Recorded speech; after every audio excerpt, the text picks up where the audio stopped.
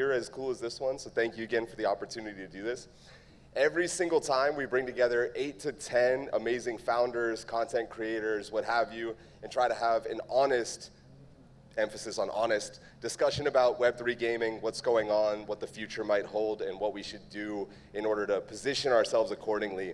The show lives inside of a glorious pressure cooker. Ideas get poked and prodded, stress tested, and occasionally suplexed through a metaphorical table.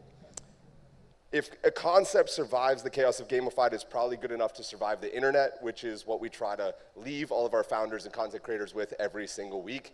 I also do these all too elaborate intros, so sorry, you guys are gonna have to sit through about 10 minutes of those in a second. Your favorite project, my favorite project, and the projects we work at all are in bounds. Shout out to Kohji, we're gonna do one on Parallel. Very excited for that. He never reads the topics anyway, so don't worry, it's gonna be good. But up first, he is the co-founder of Parallel, the shroud-standing strategist, building not one, but 3 worlds and a finance-changing tool. Parallel for the car duelists, Sanctuary for the extraction shooter enjoyers, Colony for the simulation schemers, and Wayfinder AI for the curious chaos agents. Welcome, the Prince of Parallel, the captain of all things chaotic. It is Kohji.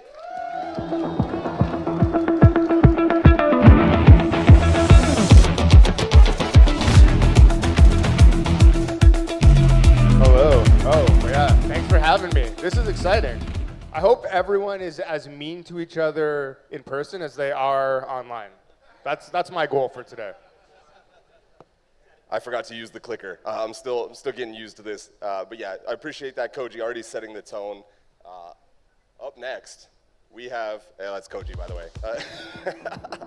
Up next, clear the lane and cue the sirens because the former firefighter turned growth guru is sprinting straight into the studio. He swings like a slugger, trash talks like a titan, and still swears the Nintendo GameCube is the peak of human engineering. Weighing in at 7 feet tall and 300 pounds, he's the king of the arena, Jerry, the Golden God singer.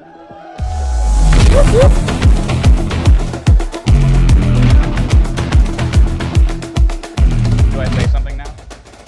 I'm excited to be here. Sam, this is going to be weird to do in person. I don't know if we're all going to be as brave as we usually are. Yeah, I'm looking forward to seeing that myself. It's also some kind of like weird psychological study to see what stool they choose, which I'm really curious about. Up next, he's the one-man army protecting the optimism of on-chain gaming, the engine behind Games GG, the official orchestrator of the Game Awards. Shout out, be here on Friday, where projects become prolific and games become great. He is the grandmaster of games. He is Omar. Let's go.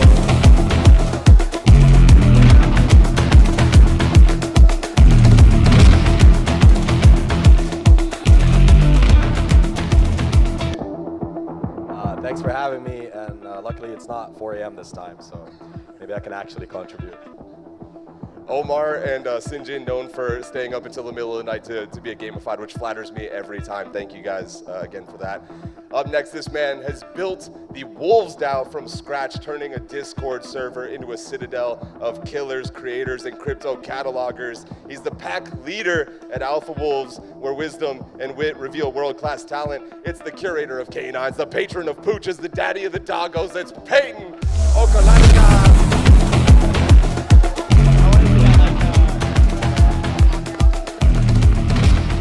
Yo, what is up, guys? Super excited.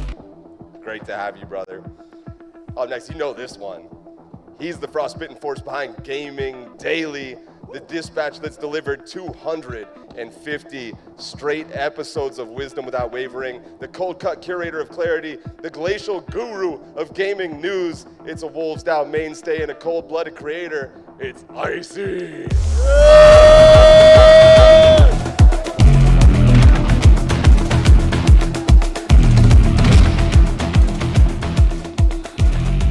Icy. Twitter account in a dream. Let's freaking go. Up next is an NBA reporter. He covered Kings of the Hardwood before commanding the high seas of NFTs as the head of BD at OpenSea. A Call of Duty commander with a catalog of clutch plays in Web3. It's time to release the Kraken from OpenSea. It's Oliver Maroney.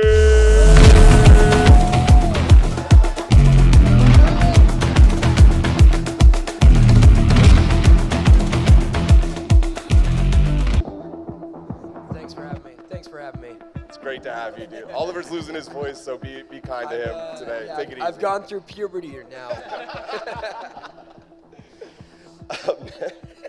Don't mess me up.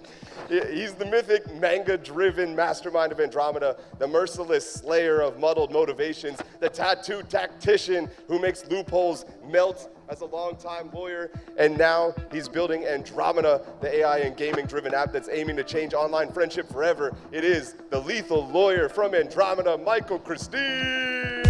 Woo! Go, Michael! Why are you so sweaty, dude? Hey, you're not Hantao. Why are you so sweaty? Oh, I was just dominating these guys in laser tag earlier, so sorry. A little sweaty. It's not what the leaderboard said.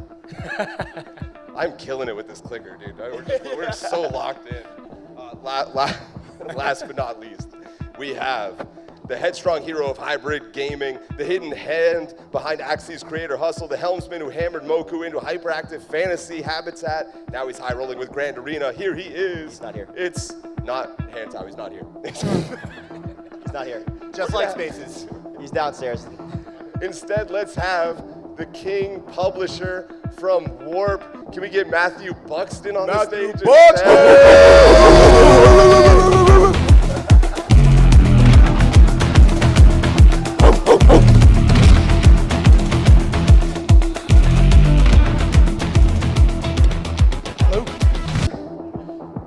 Nice to meet everyone, and yeah, see everyone in person. Let's see if we're friends after this. Amazing to have Matthew, known for bringing some of the spiciest takes in all of Gamified. Last but not least, who am I? Like I said, Gamified, we try to keep nothing sacred. This show, as I get messed up on my notes. Nice. You know what, we're gonna move on. You don't need to know who I am. Up next, ready to play? Are you ready for Gamified? Yes, sir! All right. Let's jump in. Football.fun's been getting a lot of headlines, now with NFL.fun coming out. But one thing struck me, it is nominated for a Games Award. Yes, sir. And it's essentially fantasy football, fantasy soccer. Depends on what you're looking at. Is it a Web3 game, Payton? Is it a Web3 game? I think so. I think it is a Web3 game, mostly for the fact that the on-chain elements, fantasy football, it really has the makings of the specific game mechanics. Like it kind of like plays into the debate of like gamification, right? Is there a very high user interface and graphical interface? And it does. It does have that. It does have these game type of mechanics. And so I do think so. I think it's a Web3 game. I know what do you think, Omar. I'm gonna go to Kohji. Kohji, what do you think? Is this a Web3 game? Yeah, I'm not gonna gatekeep what a game is, you know, like, and it doesn't even need a high, whatever you said, interface or whatever. It's just like, you know, people played it with marbles before, and they would just like shoot a marble at another marble, and that was a game, you know. So like, as long as people are having fun playing it, and there's like some level of rules and mechanics involved, yeah, then it's a game. Omar, I'm gonna go to you and ask, should it win the category? Are you allowed to say that? I have no comments on who should or shouldn't win. I just, to both their points, think rock, paper, scissors is a game, and if you make it on the blockchain, then that's a Web3 game. So it doesn't really matter like how much. I know Adam jokes around a lot and says, like, the founder says, oh, it's not a Web3 game, but it's just because he wants to kind of be seen, I think, more as like a consumer app or like something that's bigger than a niche that's currently struggling, but it is a game and it is Web3. So yeah, it is a Web3 game. Matthew Buxton, if this is a Web3 game, does that mean like Fantasy Top is a Web3 game, or we're gonna see a social category pop up? I don't think Fantasy Top could be described as a Web3 game-ish, but it is a game, but it's more like a meta game for reality. So the game is played out in reality. It's an idle game. You don't participate in it. You just kind of bet on the outcome. So yes, it's a game. Is it like a full game? No, but I mean, I'm not going to say it shouldn't be a game. Yeah. Michael, you guys are dabbling in AI, and that's a big piece of what it is that you're making with Andrometa. That's kind of bridging what's a game and what's maybe a social engagement with a robot. What do you think about football.fun? Yeah, so the one thing that I personally can't stand in the Web3 space is gatekeeping. Who the hell is here to decide what's a game, what's not a game? if the game uses blockchain mechanics, if there's some kind of earning potential in the game, and people have fun playing it, then it's absolutely a Web3 game. And I'm impressed with how successful they've been so far, and absolutely deserves to be nominated for one of the games of the year. Oliver, do you agree? I agree, but I would say there needs to be a new category for the game, potentially. That would be my only caveat. But you have Pro Football Manager, you have FIFA, you have Madden, and all of these games inside of it have a fantasy element to it. So you can't sit here and say that it isn't a game. Jerry, you're known for giving us a little spice. What do you think? You ready to tell me this isn't a game? Yeah, I mean, I think like me of 2 years ago would have argued this point a little bit differently, and I said it's probably not a game. But like, you know, people like Kohji, who called me a gatekeeper for a long time, have kind of like broken that part of me down. And you know, I think like the bigger discussion is like, we need to find a way to actually define what a Web3 game is or is not, and so we can actually just come up with like, you know, better rule sets for things, and we can stop having discussions of like, is it a game or is it not, right? Like, you know, shout out to Kevin Lambert, who's usually a panelist with us, but like, I think crypto just itself is a game, and it's like one of the most fun games. I think a lot of things can be gamified, and you know, it's adding a financial layer to what you said was fantasy football. What are you going to disagree with me on? No, nothing. But I'm going to yes and just say, like, the debate shouldn't be in Web3, and this isn't pointed at football.fun, but the debate shouldn't be, is this a game? The debate should be, is this a good game? Right? Because that's the difference. It's like, whether or not it's a game doesn't matter, really. Is it actually worthwhile for your time, your money, or whatever? That's the debate. Who cares if whether or not I consider it a game? If you like playing it, fine. Is it a good Web3 game? Yeah, Kohji. I haven't played. I also think it shows the evolution of Web3 gaming and what it's becoming, because 3 years ago people said Web3 gaming's this, and now we have so many new different genres, so many new different segments of Web3 gaming. So I do agree that there needs to be more categories now for like what types of games are getting nominated for what, because Web3 gaming is growing. Even though people think it's dead, people think it's dying, it's doing the exact opposite. There's so many new builders, so many new games, and it might not look the way we thought it would look 4 years ago, but it doesn't mean we're all here right now on a stage at a conference completely dedicated to this industry. So the proof is in literally us being here right now. Go ahead, Matt. I was going to say it should have an award for itself for being finished and actually released. Because, I mean, we've got Game of the Years. It doesn't have dark mode, so it's not finished. No dark mode, no game. It still doesn't have dark mode. Doesn't have dark mode Yo, to this Adam day. likes the light, Devs, dude. devs, do something. My eyes. When? Icy, is it a game? You guys are gonna make me disagree. I think it's, so I love football.fun. I love the team. I love what they're doing. I love to see them succeed, and I'm happy to claim them as a Web3 game. I'm more than happy, but like Omar said that they joke about not being a game, and I'm not sure if they consider themselves a Web3 game. So I'm not sure. Like, I asked Caleb when they were coming out, I'm like, tell me more about the game. Do you guys consider yourself a game? And they're like, I didn't really get it. And fantasy sports is huge, and I think that they can totally win in fantasy sports. And the way that they're bringing that on chain is incredible. But yeah, if they don't consider themselves a Web3 game, then like, I think that says it. That doesn't mean, like Kohji said, it doesn't matter. Like, all they need to do is have a great product that people love.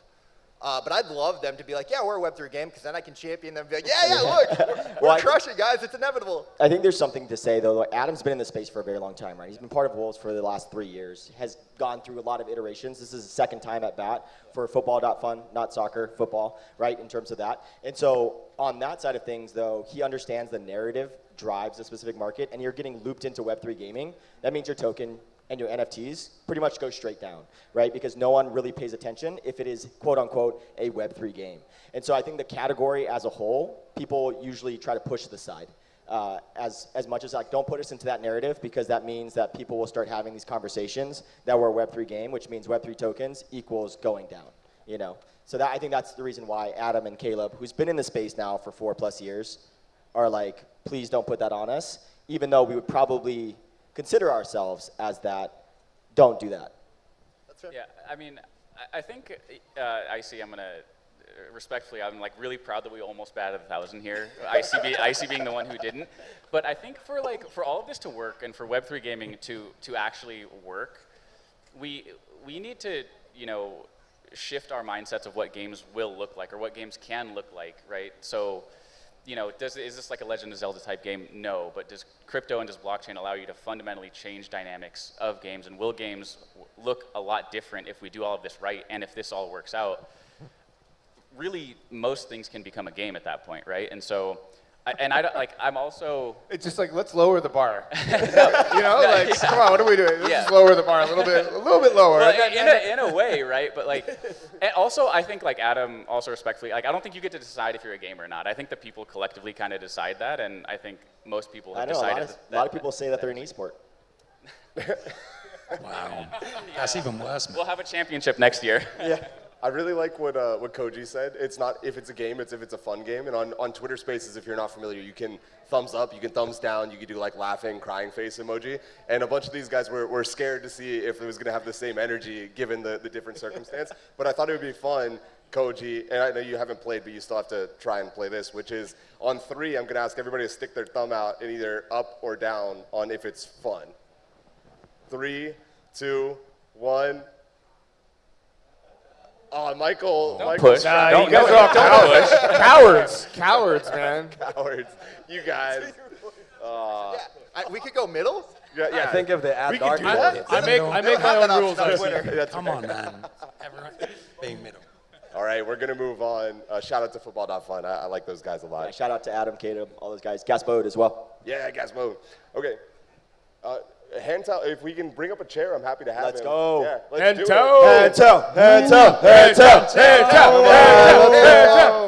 Yeah. I already gave him an intro. He wasn't here for it. We just need a chair. Not Dub, though. Dub, sorry, not Dub. Yeah, there he is. Let's go. Let's go, Shout out Moku Grand Arena. With the big boy chair. Yeah. Hantao, real quick. Football.fun, game, not a game? Definitely a game. Let's go. There it is. But There is it it a is. fun game? Let's go. It's one that makes money, so to me it is fun. It's fun when number goes up. Straight business. Capitalist, Okay. baby. The next topic that we have is one close to home here in Manila. The Mystic Axie, recently selling for 3 ETH, which was a headline because it was previously sold for $800,000 a few years ago. The question here, I'm looking for a 1 to 10 score. So every topic has a game mode. This one is sentiment score. 10 means that you have an incredibly high sentiment that this is a great purchase. This person's going to be extremely happy with it, most likely because it goes up in value over time. A 1 would mean that you think this was a terrible purchase, and anything in between obviously means a mixture of the two. Which are we doing? Wait, so clarification, I'm voting on whether or not I liked this person's purchase as opposed to what I think about it selling for 3 ETH. Is it like Yeah, the 3 ETH purchase? Or I like the second 800,000 purchase? question better. It's at this point in time, he bought it for 3 ETH. Do you think he's going to reflect on that and go like, wow, that's a great decision 2 years from now? Gotcha. Go ahead, Pate.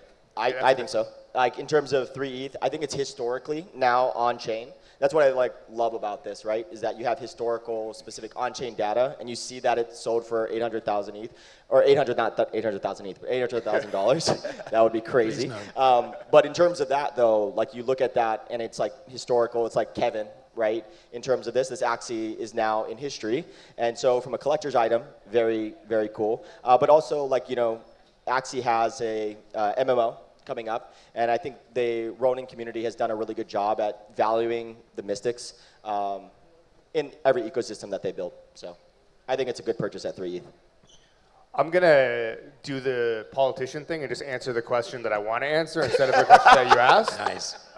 But my sentiment score is a 10 because you got to look at these things relative to the rest of the market. And I think that what's really interesting to me is that says a lot about how people feel about Axie, right? And I think it's very bullish for Axie, for gaming, for NFTs, et cetera. And the fact that there's that level of conviction based on how everything else is doing is a 10 sentiment score. And I think that you know what? I'll backtrack and say I also think that my sentiment score is very high for the person who bought it as well. Because if gaming is as inevitable as we all hope that it is, then this is going to be something that's going to matter, later on. The same way that like people now want PSA 10 graded NES games or whatever. Like this is the Web3 version. Not that Axie's outdated, but you know, like this is like the baby that started it all. So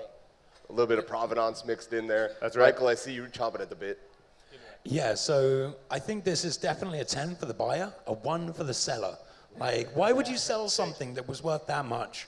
Like, at that point with 3Eth, if you really had that much money, like, a while ago that you could sell something or buy something for 800 grand, are you really ever going to be happy that you sold it for 3Eth? Tax loss harvesting, Yeah, man. exactly. Well, Taxes coming yeah, up. maybe it's a tax thing, but I mean, at that point, I would just keep it, right? You know. Let's go to Michael and then Hantao.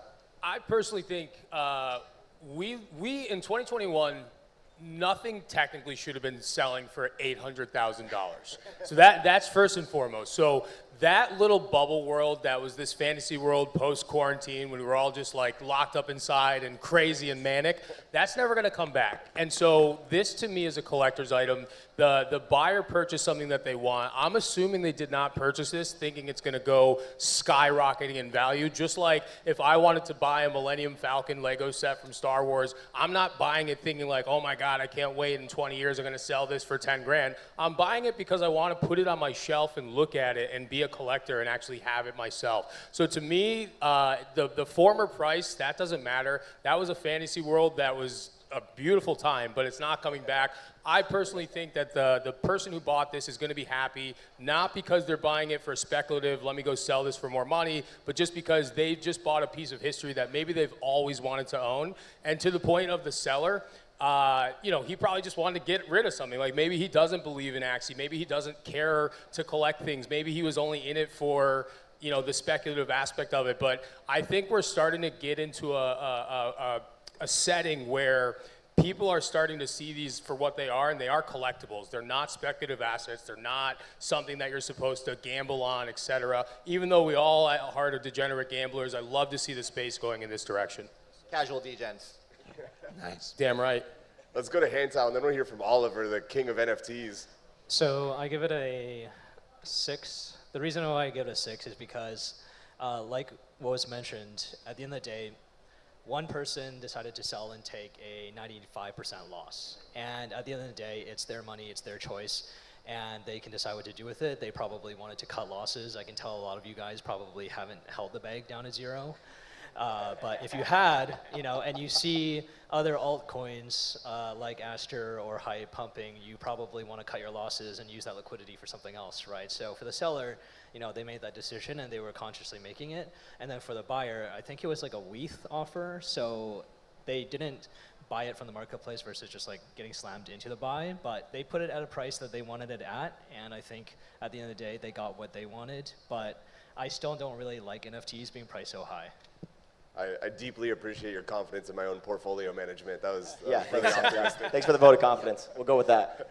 Oliver from OpenSea. Yeah, I think from my perspective, I lean on Kohji's edge here. I think what's interesting is I guess score-wise, 7, 8, 9, somewhere in that range. I think what's promising about this is that someone cares enough to spend, call it 10 grand, on an item in a game. Like, if we want to cut it dry. Obviously, there's a collectible nature to it. There's some historical relevance to it. There's other pieces. But I think that should be the statement that comes out of this, is someone's willing to spend it. You can't get that many people in CSGO to spend that. So, for me, I think I'd probably give it like a 7.5 or an 8, because I think it's interesting, I think it's compelling, and the person buying it really cares. Like, they care about the game, they want it to succeed, they want it to do well. Icy, you seem like you're ready to go. Yeah, no, clearly they care, but we're doing a sentiment score and no one did a 6-7 meme. I'm disappointed in you guys. 6, 7. Yo, we're all old. What are you talking about? But Sorry, I said I'm a grown-up. Listen, you know, you got to know where we are. You featured a gaming daily post, so it's a 10 out of 10 for me, Sam. Thank you, I appreciate that. Like Kohji answering the wrong question. Jerry, over to you.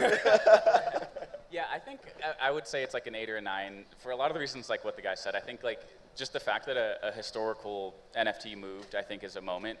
And I always like to look at things like this as, you know, if any of us here were working for a project or any of the founders here had an asset sell for like $9,000, what that is, you know, today at the time, it was probably like 10 grand, right?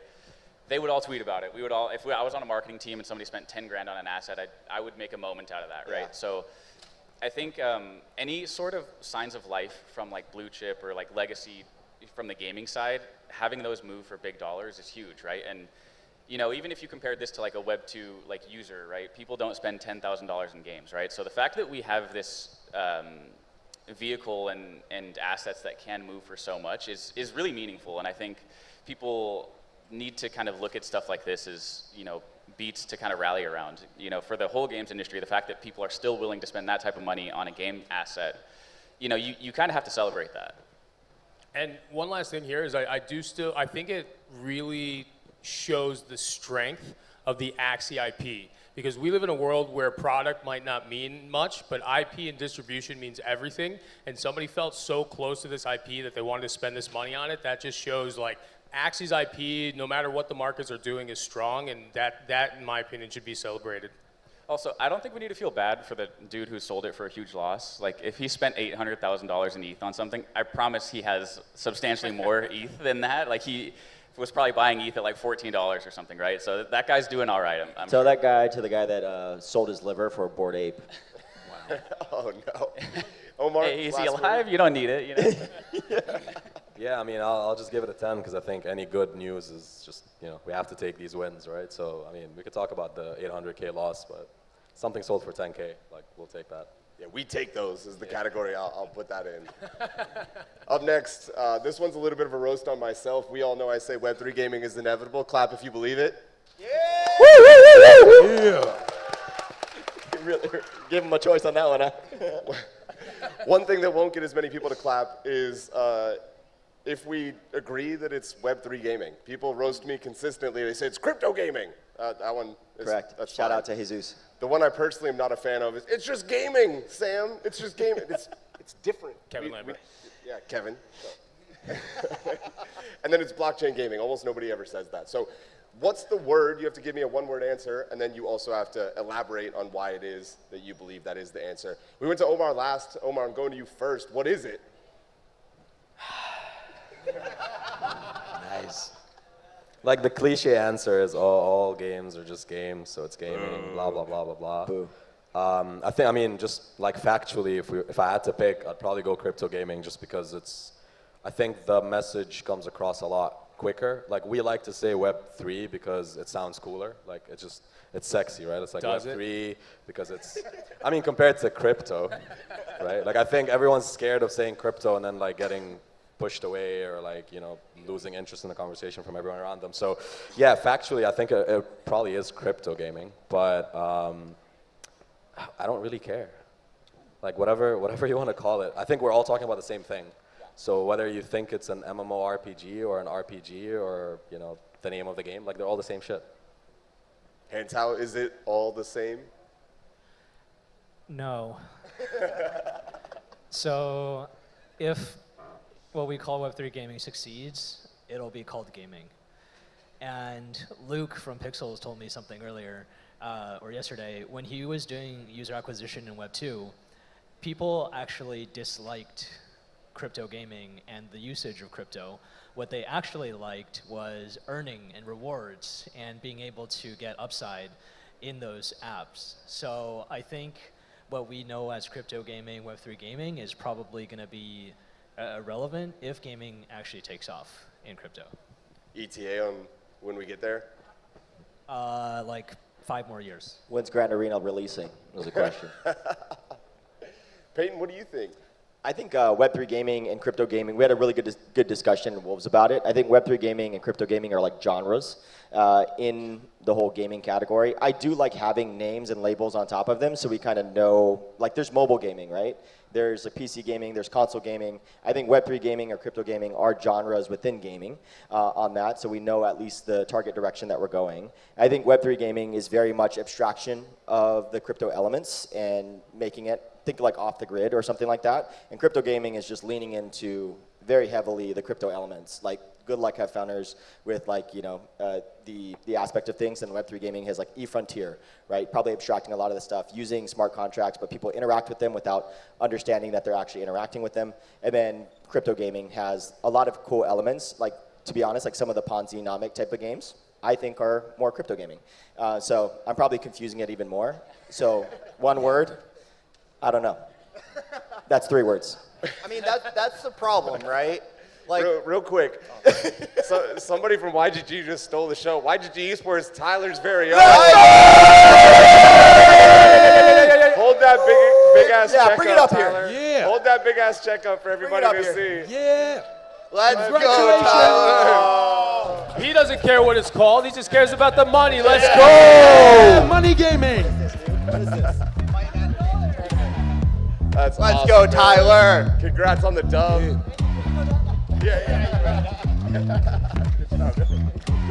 Yo, Tyler had to win that money at Might and Magic because he's washed at Parallel. Bro, Tyler's hurt on that one, dude.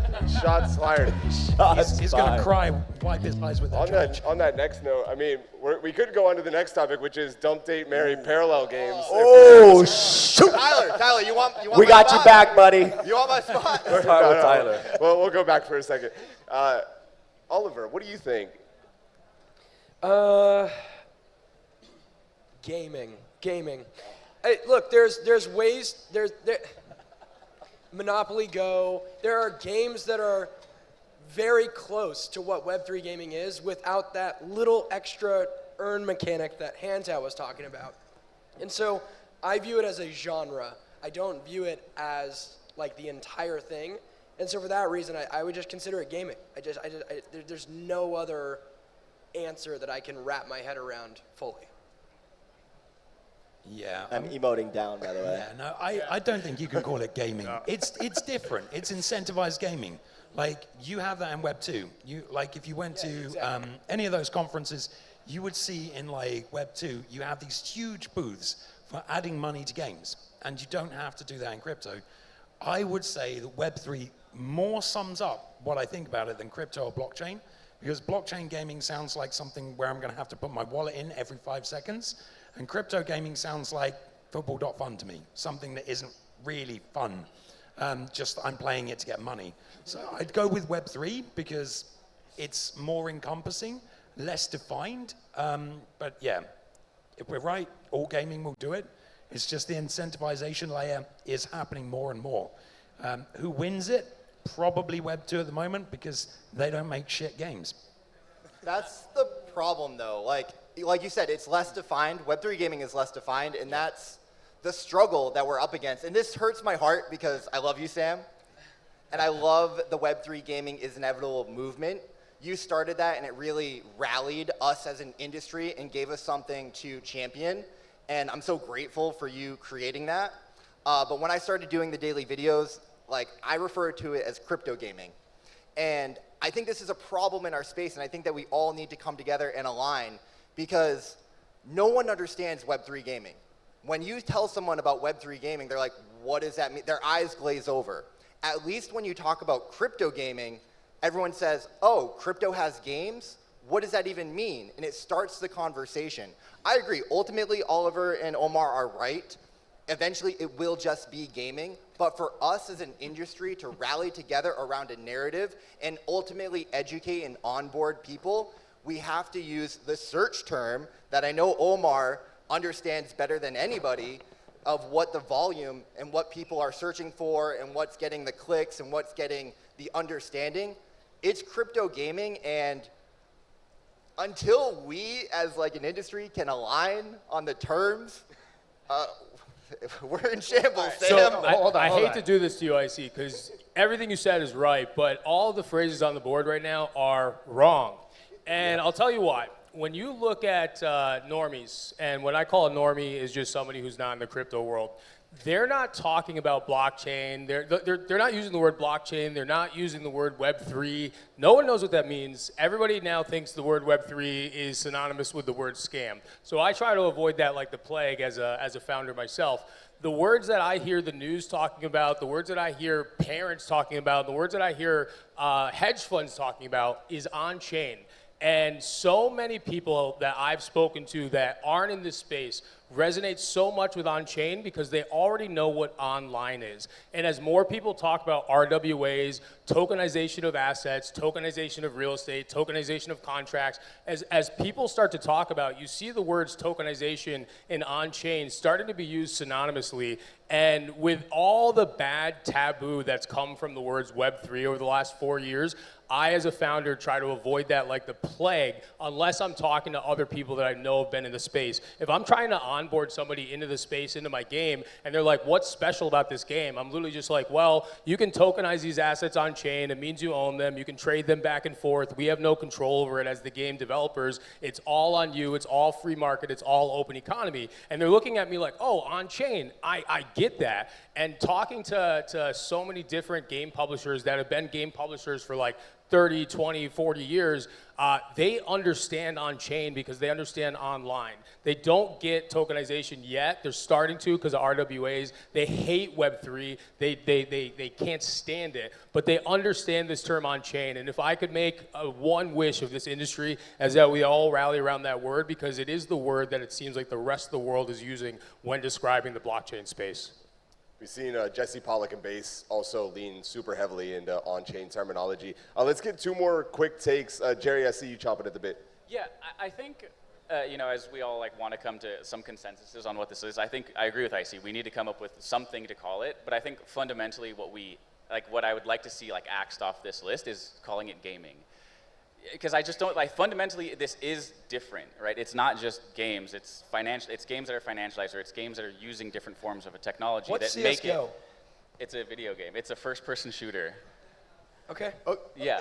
And have you ever called like a third-person shooter game on accident? He would argue with you if he didn't have his voice on. Have you ever accidentally called like a third-person shooter an FPS game and they get super mad at you and they're like it's TPS, right? So genres in games actually really do matter. We define games by the genre when we're talking about them. We say what they are a lot of the time, right?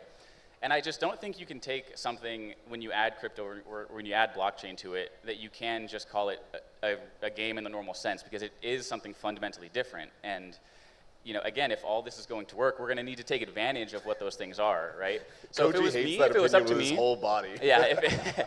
If it was up to me, Sam, I want to read about you in like some Jason Schreier book in like 25 years. So I want it to be Web3 gaming. I think blockchain gaming is terrible because you then have to ask people to ask the question that like they do with Web3, like what's Web2 even then, right? Most people don't know what blockchain is, right? If you talk to your sister or your brother or whatever, and you ask them like, do you know what Bitcoin is, right? They know what Bitcoin is. They don't know about the underlying technology of like linking, transactions together and everything, right? And I think as crypto, regulations get more friendly for crypto, that's becoming less of a dirty word. I do agree that Web3 has become like this weird word and like this kind of stigmatized word, but I think crypto is becoming a more commonplace thing for people to own, and you can have it in retirement funds and ETFs now, right? So crypto is going to become less stigmatized over time. So I want it to be Web3 gaming. I think crypto gaming is probably fitting, but I'm so fundamentally against people just saying like, it's just gaming. Like it's not that, it's something different. It's an intervention for you there, Sam. Do you have an intervention slide? Yeah, we're actually here. This isn't actually gamified. It's actually, we wanted to talk to you, Sam. You brought all my best friends together to tell me that I'm wrong. Thank you. It's over. I mean, can we just do what they did with like Windows and then skip a number and then just go to something else? Like Web3 didn't work. We're just moving on to 4 or 5. WebX gaming. I do actually think Michael's point is fantastic of like, we had online and now we have on-chain. I do have an issue with Web3 being like, nobody said Web 1 or Web 2, so we don't really have a progression to bring us there, but I still think it's the right term.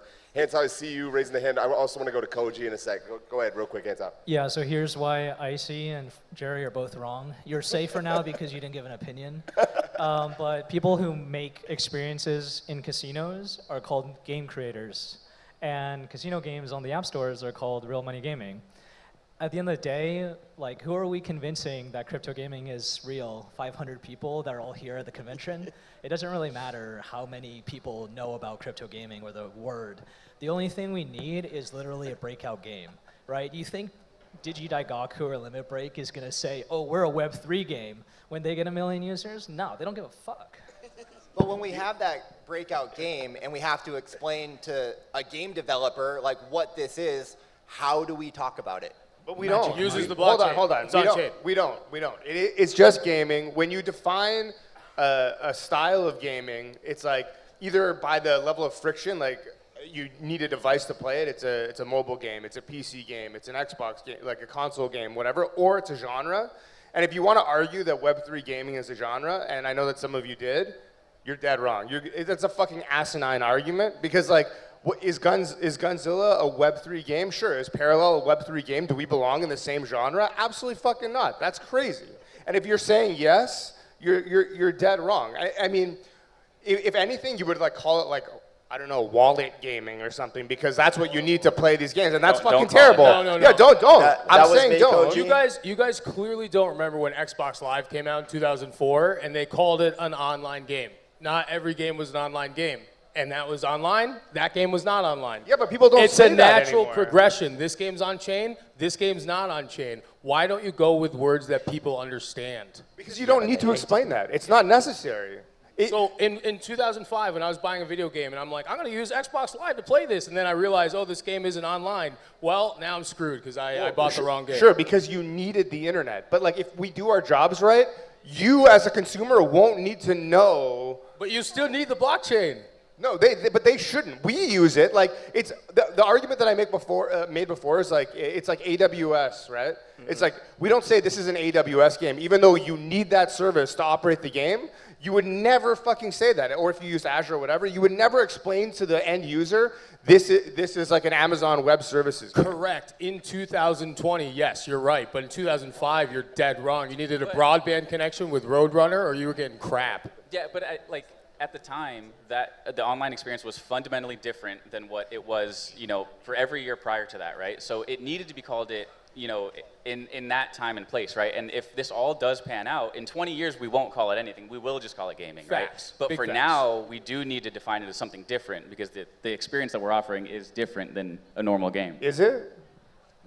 For a lot of teams, Very yeah. much so, yes. So I love Kohji, and I usually always agree with Kohji because you're fighting for the gamer, you're fighting for the player, you're fighting for the game developer, the art of making games. But where I struggle to agree with you in this is like mobile gaming is a genre.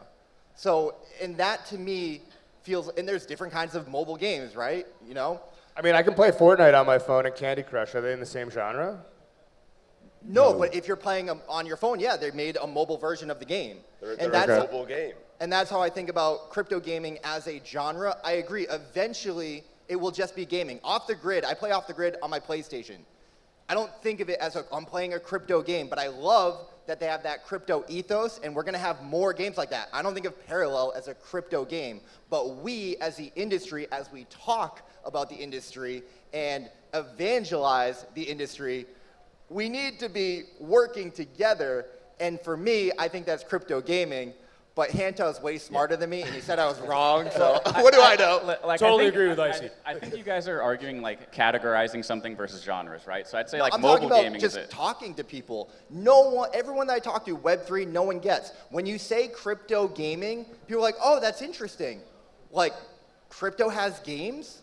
Like, how does that work? And then the conversation is flowing. And I can tell them Off the Grid is on PlayStation 5. Yeah, you can buy and trade those NFTs on a marketplace like OpenSea. This is the future of on-chain gaming. I agree. That's like the industry term. Love it. But the way that we have to talk to regular people who are not in the know, it's crypto gaming, and it's Off the Grid, and it's Parallel, and it's MapleStory, just crypto. The one thing that I got from this whole conversation is clearly the two leading terms are on-chain gaming and crypto gaming. So that's what we can take away from this.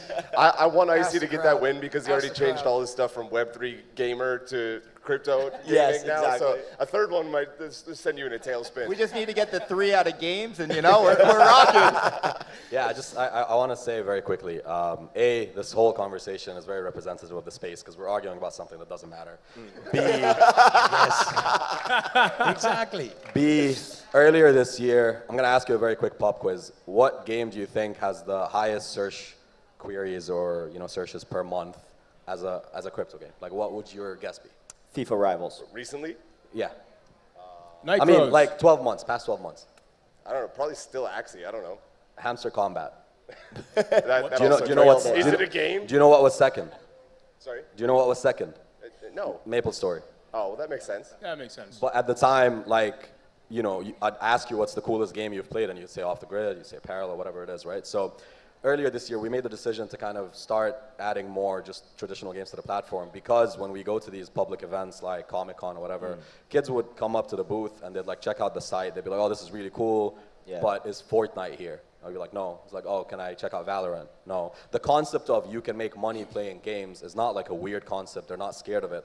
But it's just they want to see the games that they recognize. And I think the best thing we can actually do as an industry is almost blur the lines where, to Kohji's point, he doesn't have to say, I'm building a crypto game. He just has to say, I'm building a cool card game. And then whether or not you like card games, that becomes your factor in deciding, are you going to download Parallel or not? So again, you can choose whatever term you want so we as an industry can come together, sure.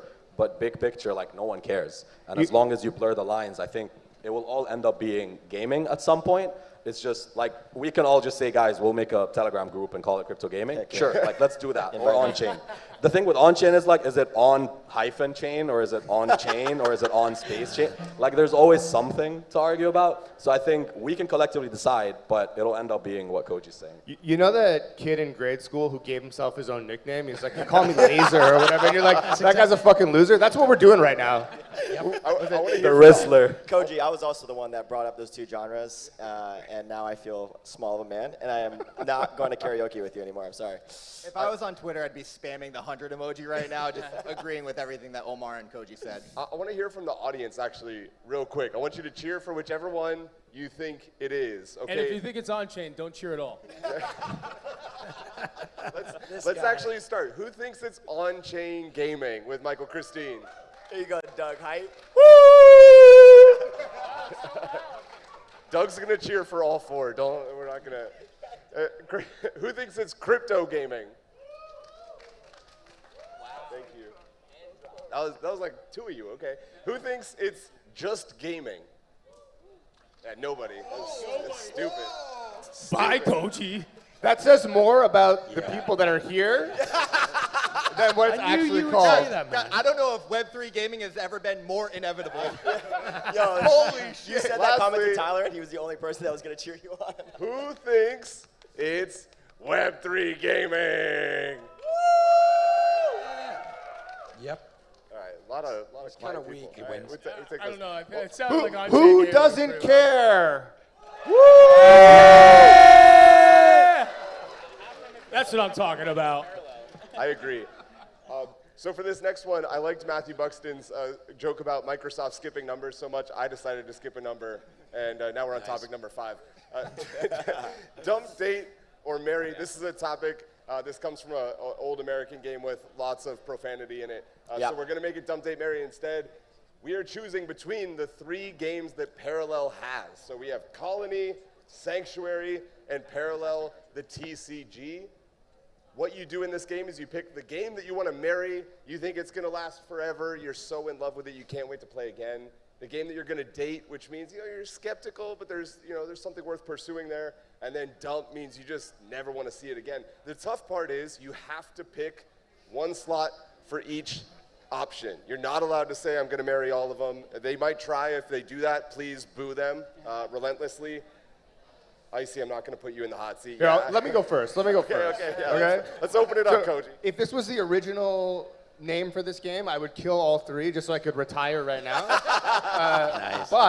But in this version, I marry the card game because it's my first true love, for sure. God, I date Sanctuary because I'm actually not working on it, so it seems fun and exciting to me. And then I dump Colony because we're currently redesigning it right now, and it is literally killing me. I'm up all night while I'm here working on it, and then doing this stuff in the day. And if I want to kill anything, it's myself. So. Very on brand. That was incredible. Hantao, I'd love to hear from you next. What are you dumping? What are you dating? What are you marrying? So dumping TCG. The reason is because I'm also a founder. My whole entire day is thinking. The last thing I want to do is play a game where I have to think more. So date, it would be Sanctuary, because FPS games are very short-lived and very fun and in the moment. And I would marry Colony because I hope you add AI waifus or something. Hey, let's talk. It's coming. Let's talk. Andrometa, on that note, Michael, Christine, who you dumping, who you dating, who you marrying? So I'm dumping the TCG myself. I do love TCGs, but this one seems a little bit more complicated for me. So I'm just, it's out. Sorry, you're out of here. I don't need complications in my life. I'm gonna date Sanctuary as well because to Hantao's point, they're very short-lived, and sometimes FPS games last like literally 3 days, and it's a quick fling, a nice little quick fling that we can explore some things. And then Colony, absolutely, because I do think there's room for AI waifus, and that's one of the things Andrometa is launching right now is a bunch of AI companions. So I absolutely would date Colony because there's so much opportunity there. Or Mary, excuse me. Mary. Nice.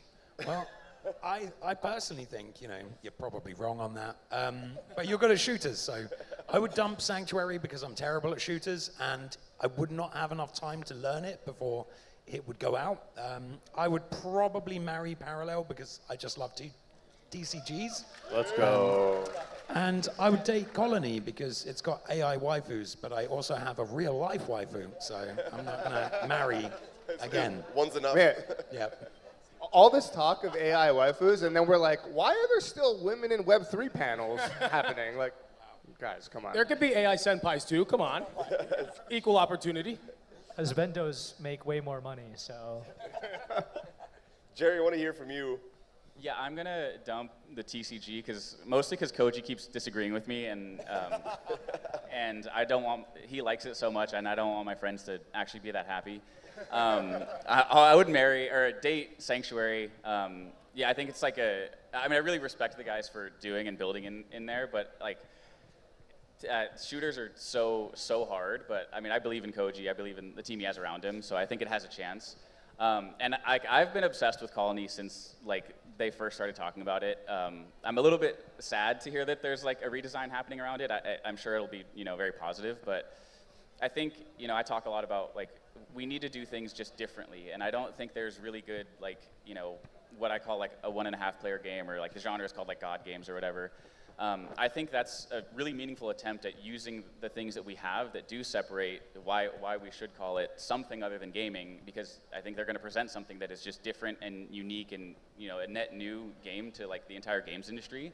And I think that like if there's a game that has a shot to really hit like broad success, I think something different, something that people have never really experienced before, it has the ability to do that, and it's probably really cool ways to do stuff on chain with that. So. And Kohji gave us a demo, and I've like been obsessed for like 1.5 years since last GDC when that happened. So. Omar, you have to write articles about all these. You have to see which ones get nominated for Game Awards. What are we doing here? No wife was here.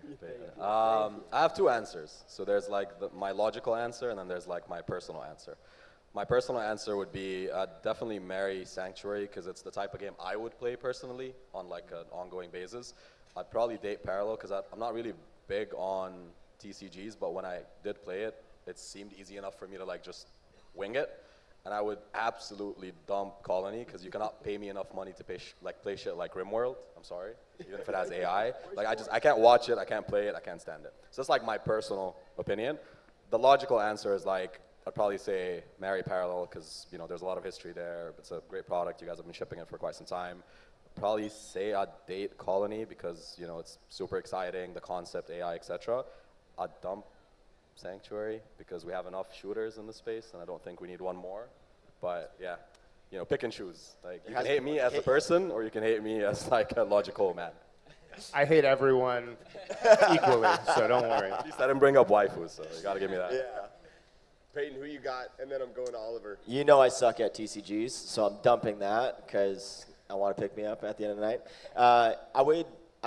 I'm balancing. I used to marry Colony, but with my new love with Arc Raiders, I think Sanctuary definitely has like a unique element in which that if they do have some PvE elements where it's Arc Raiders does a really good job at like balancing PvP and also PvE elements, and I think Sanctuary has kind of an opportunity to have that, especially as they've been working on it and having that element where I think Arc Raiders, the only thing I would like to add to Arc Raiders is actually trading blueprints with Icy, and there's a lot of cool things in which that can happen. And then Colony, I've always I loved it, but honestly, since GDC, I've played it and I've wanted to play it, still have not played it, so it's gone into the dating category. Because she obviously doesn't want to marry me. Because it's unattainable. Yeah, exactly. She obviously doesn't want to marry me. So. Yeah, she's out of your league, man. Yeah, I guess so. Playing hard to get. Yeah, playing hard to get, for sure. You asked her, may I meet you? And it did not go. It did not go. Let's go over to Oliver. Yeah, I would go. I got to marry Sanctuary. I'm a shooter. I play shooters. I love that genre and the style of game. It just you can't. You got your convince voice me back anything there, else. Oliver. A little bit. It's working. Shooters came up. This is really hard. I would say I'm going to date the TCG and I'm going to dump Colony. And the reason I say that is because the TCG has something, I think with everybody on this panel, probably a lot of people out here, they've played it, they know it. We talked about historical relevance earlier. That's a piece of this. I think the lore behind the TCG, how you guys built it, there's just something there. And I think he likes it because somebody bought a card on OpenSea for $1 million. Yeah, he got his Christmas bonus this year because of that. He's actually there we here, go. Dub. Yeah, where's that? And then Colony, it's great, don't get me wrong. I think it's really, really cool to see this come to light. But to Omar's point, I just don't see myself personally investing a ton of time into something that is more idle and less like hands-on inside of a game. Icy, last word. This is what makes Gamified so great, because I don't want to dump any of these games. Parallel is doing such. Pop out, Yeah, pop there, out. guys. Let's go. We Pop got out. first Gamified live boo. I like it. He's a masochist. No, but I really respect and admire Kohji as a builder and the ambition of the Parallel universe, and it's all interconnected. So the TCG plays into Sanctuary, plays into Colony, and I'm really excited about that. That's what I'm following Parallel for.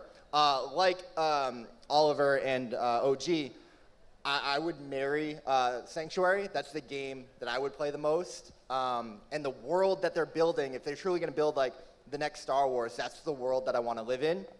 Colony also speaks to me on that level. That's a world that I want to experience and know life and dive a bunch of hours into.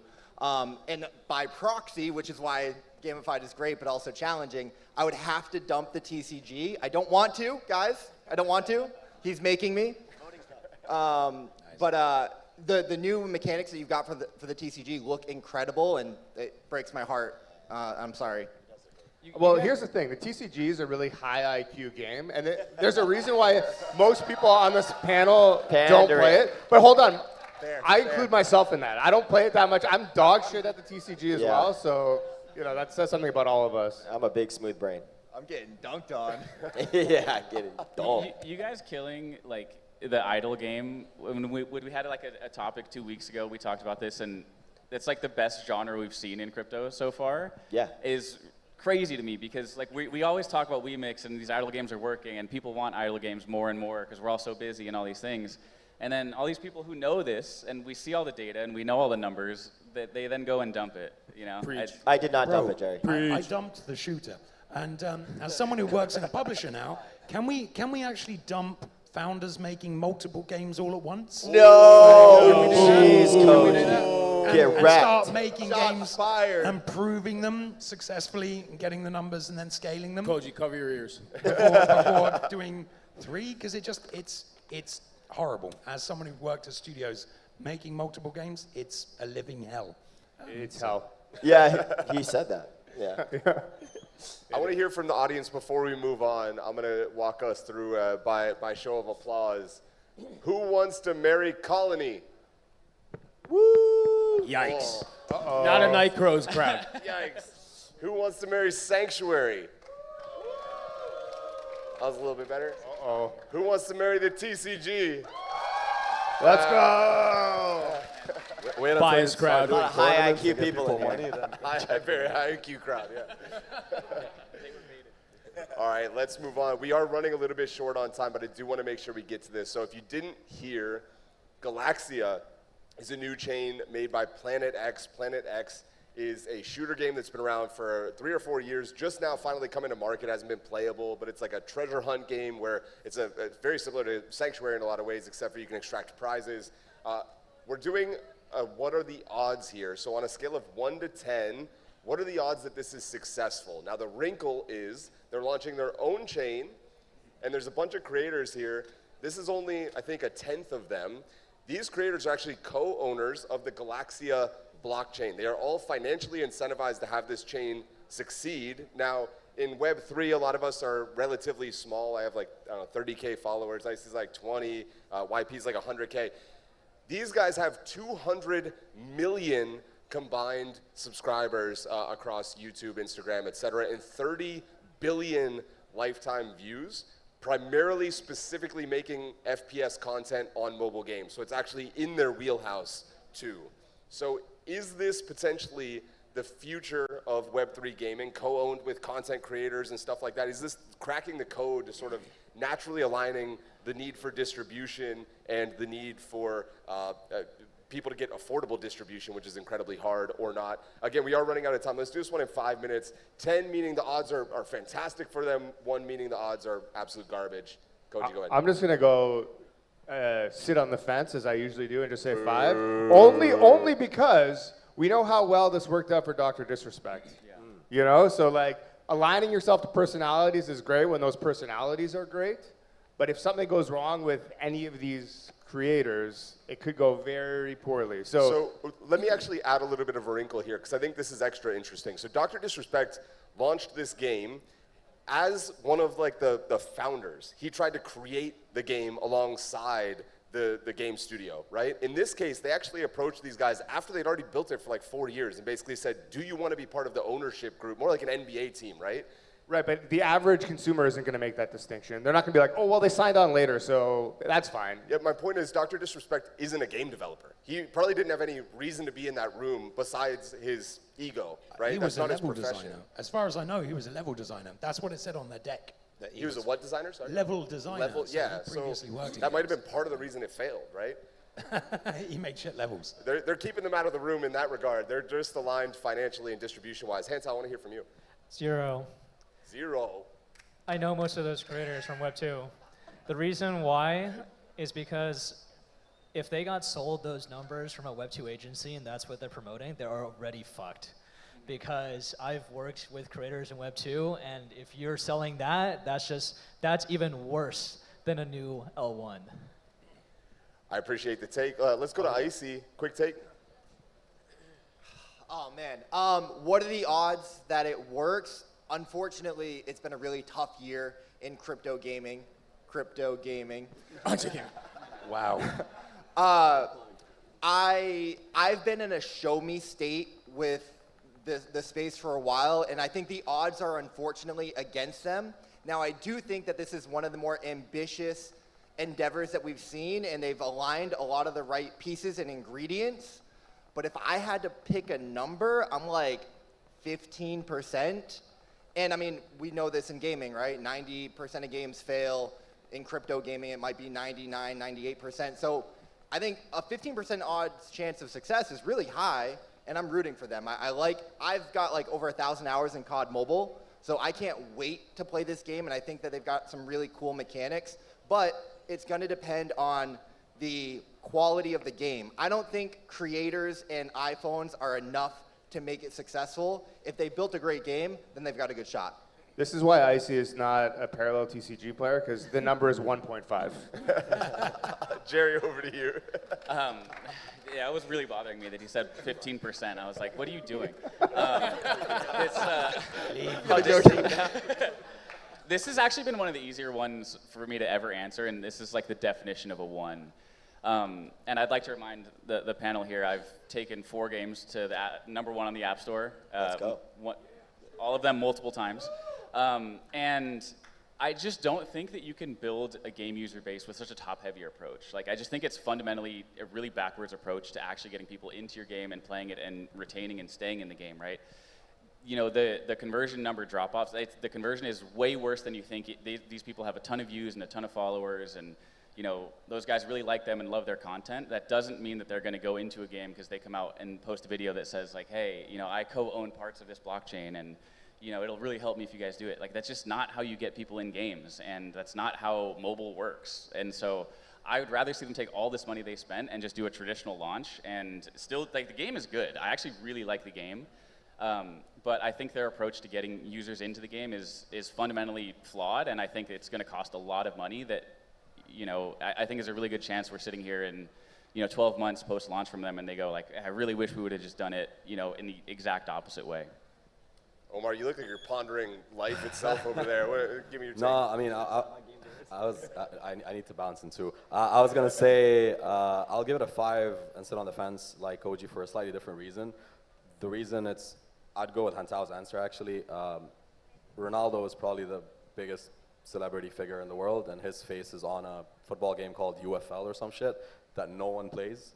The guy's chilling with the president of the United States. He's on every billboard sign. He gets paid like millions per post, but even he can't get you to play that over EAFC 26. So I don't think this moves the needle. It will still depend on the quality of the game, 1. The reason I'm pushing it to 5 is I want them to succeed, because for me, like, every shot on goal is just, you know, positive, and if they make it work somehow, I'll still be clapping for them. So it's not like, oh, I think this sucks and it's never gonna work and I'm a hater. It's more so like, I don't agree with the approach and I don't think this is gonna work personally, but I'm happy to be proven wrong in like 6 to 12 months. And I'll be right there saying, oh, this is the greatest game ever, and you know, Web3 gaming or crypto gaming or whatever you wanna call it is inevitable. So.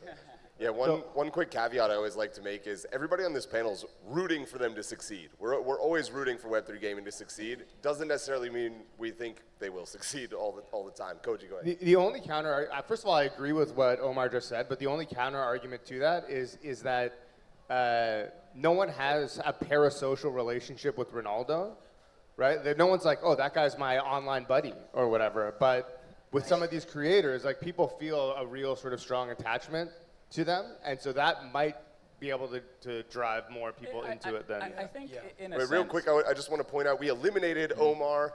He wasn't able to cut it, but we appreciate it. Love you, Omar. Good luck planning. See you tomorrow, Omar. Thanks, Omar. See you tomorrow, buddy. Yeah. Better not. It was in his time zone, and he was still half asleep. So. There we go. Hey, welcome Dub to the stage. Dub, another game of Yeah, Dubby! I appreciate it. Also known as the GigaChat mascot. Hantao, do you still have to go at 6 as well? Are you able to hang the rest of the game? Okay, back to Jerry. Keep going. Yeah, I think in a sense, like, Koji's not wrong in that, like, there is more of a parasocial relationship, but we also don't know the terms of, like, what their promotional agreement is, right? And I think there's a really good chance that if those terms aren't really tight, that these guys, they make a lot of money making the content that they do already. So if that is a shift from, like, COD Mobile to now Planet X, and they're suffering their core business for it because they're not converting people in the way that they need to, they'll just go back to COD Mobile really fast, right? And we see this all the time with creators when people do these big creator engagements. The creator comes and they play it for a week and they're like, this game is so cool, and then their audience drops off and they see a huge, you know, number fall off. And these guys actually do make money off ad revenue, and they do make money off of subscriptions, and that's really meaningful to them. That's the core of their business, right? So if this game doesn't convert people and retain them to where they're getting like kickback from it, they'll just go back to their game and their audience will come right back. Let's go to Matthew Buxton and Michael Christine after. Well, I think you could just go up there and cross the 1 off there and say -10, because to me, this is like a KOL round without the money. So they've done a KOL round where they gave a fuck ton of their business away to KOLs in the hope that they're going to post positively about it. And fantastic point, though, if they're not making money off it, and they won't for a long time, it's going to be hard to keep up a volume of posting about it. Like, again, I really, really want them to succeed, but to give away that much, and who knows how much it is, to give away that and get that initial boost is fantastic, and maybe that helps them raise some money. I think if this helps them raise money, like serious money, then it's fantastic. If this doesn't help them raise money immediately, it's gonna be death for them, like 100%. So, all right. I think the concept of a creator co-founder is incredible. And I want to cite people like Mr. Beast, who can step into any industry and make millions of dollars like he did with burgers and cars and all these things you don't think Mr. Beast makes, or RDC World, who created their own anime convention, which is one of the top conventions in the world now. So the reason I give this a low score itself, just of how Planet X is doing it, is threefold. One, yeah, cool, you have all these different creators with all these different followings. If you have 100,000, 200,000, or even 500,000 followers, no one cares about you in the grand scheme of creator world. Unless you have tens of millions of followers, unless you're the iShowSpeeds, the Kai Cenats, the Mr. Beast of the world, I don't think this works for you. I think the idea absolutely works if you have a big enough creator that is on your team that people like live and die for. Like, you see iShowSpeed go to all these different countries and bring thousands of people out to try to stream snipe them, as they say. Yes, if he's the co-founder of your game, that game's gonna sell. If you bring somebody out who, like, you know, they're cool, they have a following, but their following's really following them for the game, not just their personality, then I do think it's gonna be a quick, like, yeah, they might see an initial bump, like people are gonna try the game, but if the game's not at that level of like a COD Mobile, which most shooters aren't, which is one of the reasons the shooter genre is the hardest genre to succeed in gaming, then these creators are immediately gonna say, oh crap, my viewership numbers are dipping, I need to go back. Whereas like these bigger creators, they don't have to worry about that. And to the point of this, there's so many venture capitalists and venture funds right now investing in creators specifically that don't have any ideas because they know that these creators can pull an audience to this, to this, to this, to this, but they're not investing in these creators that are under 5 million followers. They're investing in the biggest creators in the world, the top 0.1% of creator. So yes, if you have that level of co-founder on your team, you're gonna crush it.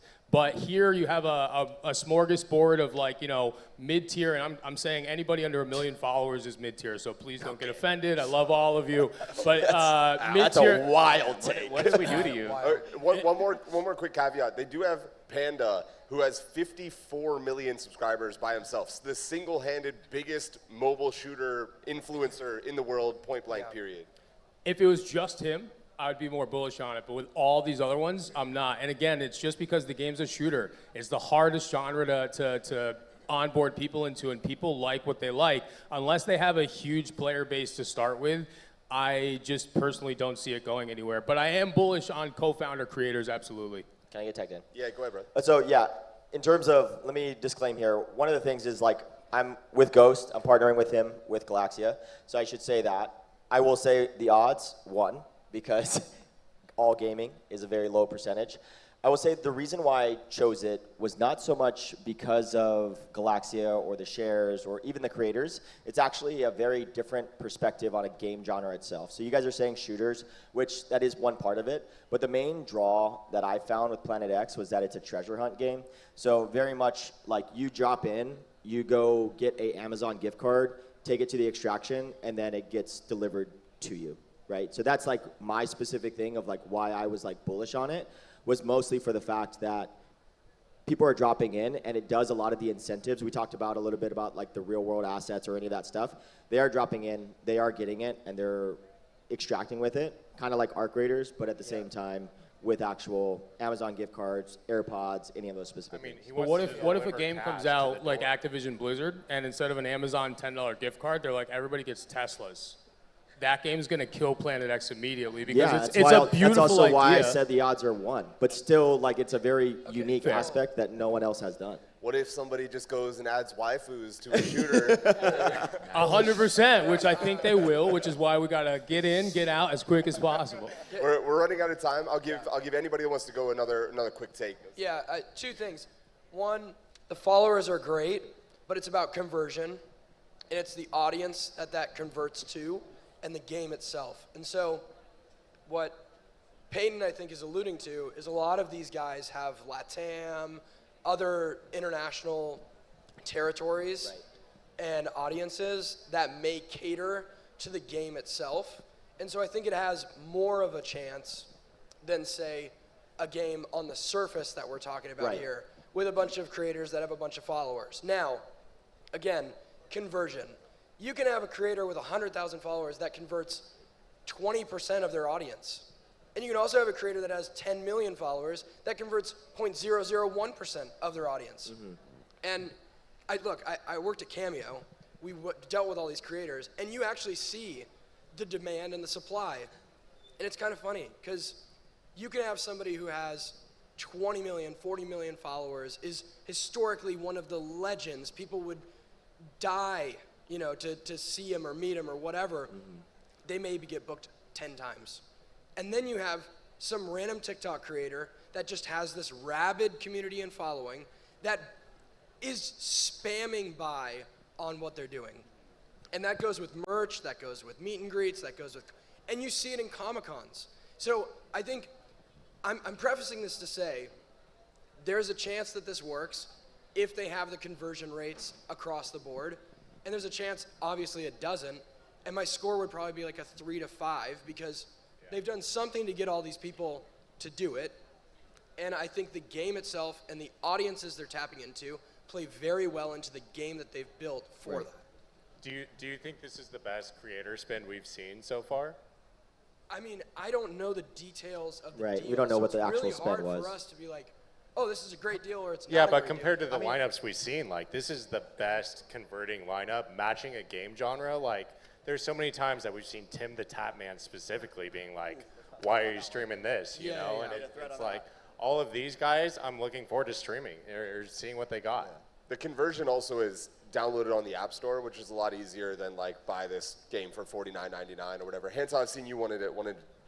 Yeah, so this is why you can't believe anything anyone says online, because all of these creators are actually some of the biggest mobile creators that exist, period. So saying that like they're not big enough to convert some people, I think you're kind of missing the point. Planet X is an extraction game. You go in, you get your item, you get out. You know what's gonna happen? And they're gonna go to zero because it's just gonna get botted. In Counter-Strike, there's literally farms in China of bots running back and forth in a game just to farm loot crates. You don't think they're gonna do it for this when loot crates are 15 cents? Definitely a possibility. Anybody else before I move on?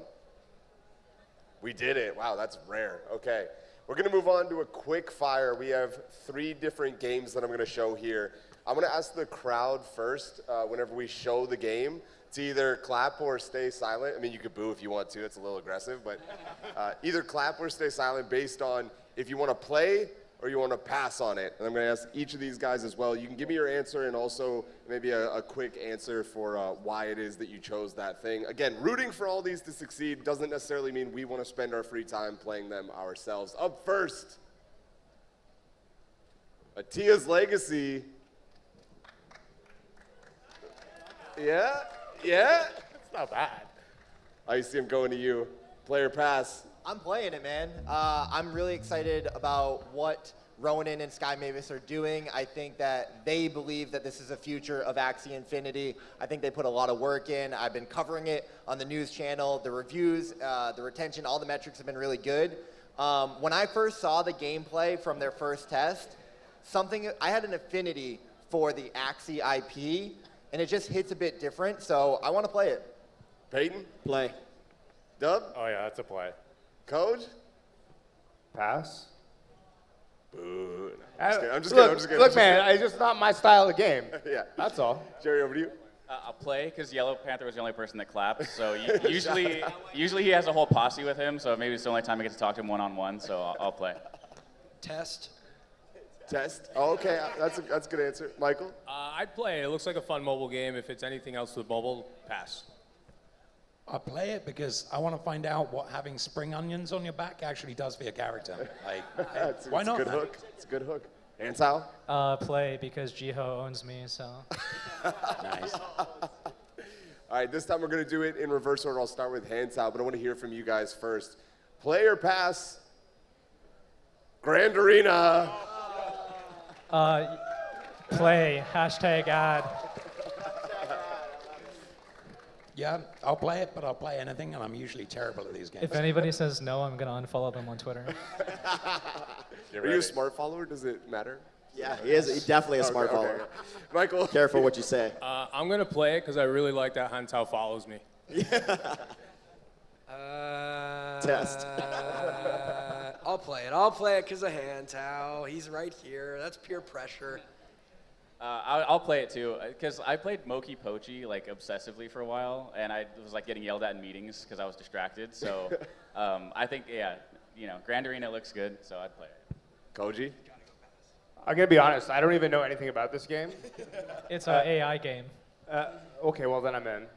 I gotta support other AI games. I'll play. Dub? Yeah, I'm going to show them these guys know nothing about what they're talking about. I'm going to passively watch it because you can't even play the game. There we go. I played it this Unfollowed. morning. I played it this morning, so play. I think Hantao is one of the smartest, most honest, most like dedicated people that we've had building in the space. I love you. I have so much respect for you. So I'm playing anything that you're shipping, man. Let's go. I really thought at the end he was going to be like, but I have to pass. But it's a no for me, dog. If you're not playing Grand Arena, you're Delulu. Wow. I own 5 Mokis, so I got to play. Last one. Player pass. Pudgy Party. Standing ovation. Marcelo. Let's go. Let's start in the middle. Dub, you playing or passing? Man, I'm passing on it. I've played it. Game of the Year candidate, by the way. Damn. He's passing. Wait, you Payton, what about you? I play. Yeah, exactly. You played it, but you passed. What? I played it, so I play. Well, I mean, just because you did play it doesn't mean you want to play it again. Oh, You still pass. on it. Pass. Yeah. Okay. I see. How about you? I'm playing it, man. I'm here to support the great shots on goal that we have. It's a fun game. I love what Luca is building. I love what Pudgy Penguins means to the space.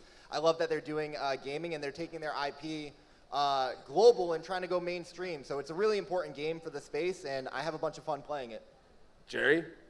I've played it a lot, but I'm going to pass. I think with mobile, like, you just need to have a system for live ops to be able to sustain it and keep it interesting, and like it's not in place yet. So I did play it quite a bit, but I have no interest in going back to it. Same for me. Kohji, what about you? For the same reason I passed on the first game, I'm gonna pass on this one. It's just not my style of game. I think it's actually executed pretty well, and I have played it, but like, I basically play like 4 games and nothing else, so I'm gonna pass on most everything. I mean, this is so close to friend slop. I'm really surprised. You've been all over that. It's climb. I know, but I need like proximity chat, and like my buddy is like talking shit to me while I do it. Otherwise, I gotta pass. Running out of stamina on peak there, buddy. We need an obscure objective. That's what would make it a friend slap, is if we have to, anyway, climb a penguin. Oliver, over to you. Play. It is one of my favorite games in this space. Let's go. Let's go. Hey, Oliver! High praise. Look, story time in 10 seconds.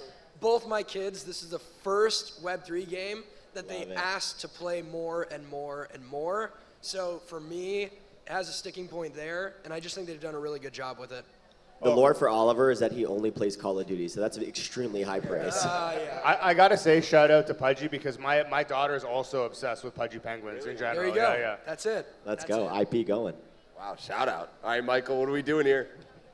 I have played it. I think it's a great game. It's not generally my genre, but I will keep playing it. I think it's a strong IP, so I have to say play it. It's just not a game I'll play a lot. Matthew Buxton, the publisher, I'm curious. Yeah, no, I say this is good. It does need more work. I would say a play. My daughter absolutely loves it. She loves the big Pudgy she got, and the little Pudgies, thanks to YP over there. Let's go. And And always a Tiffany, play. shout out to Pengu Asia. Hantao, last but not least. It's a play, but not because I like the core game. I just like being a menace. But the reason why it's a play is because you know what they're not doing? Marketing it as a crypto game. Man, full circle. Shots fired. Wow. Let's hopefully tomorrow night is better for you, Icy. I pass on Grand Arena. Game over. That's gonna do it for Gamified. Big thank you to all of you guys hanging out with us. We love you. Shout out to the amazing panelists. We had Hantao, Matthew Buxton, Michael Christine, Oliver Maroney, Jerry Singer, Kohji, Payton, And your incredible host, Samuel J. Steffanina. And Icy. Thank you guys. Thanks, everybody. Thank you, guys.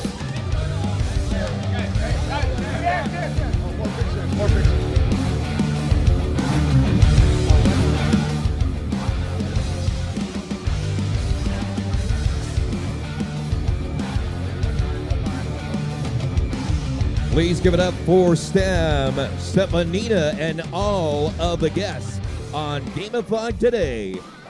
That is the official close of content for day one of the YGG Play Summit. But we are just getting started. For those still looking to get into Mischief tonight, make sure you check out the full list of side events and VIP experiences happening tonight in the City of Play. Tomorrow at SMX on level 3 at the far end of this building, we have the full City of Play Expo to explore, games to play, more exclusive WolvesDAO creator content as part of the Metaversity program, as well as the massive $100,000 YGG Parallel Showdown. Tomorrow night, the Game Awards are back here in Samsung Hall, rolling out the green carpet for the second time in Manila for the biggest web gaming awards night yet. And on Saturday, we have an insane amount of activity on the main stage at SMX with game demos and show matches, including Yellow Panthers Gaming Grid taking on YGG Esports, a WolvesDAO takeover, the Wives Asian Championship, and even a crypto dating game. So do not miss out on the City of Play Saturday sessions. Before you head out, we want to once more thank our amazing partners and sponsors. YGG Play Tournament Partners Parallel, Vives TCG, Might and Magic Fates.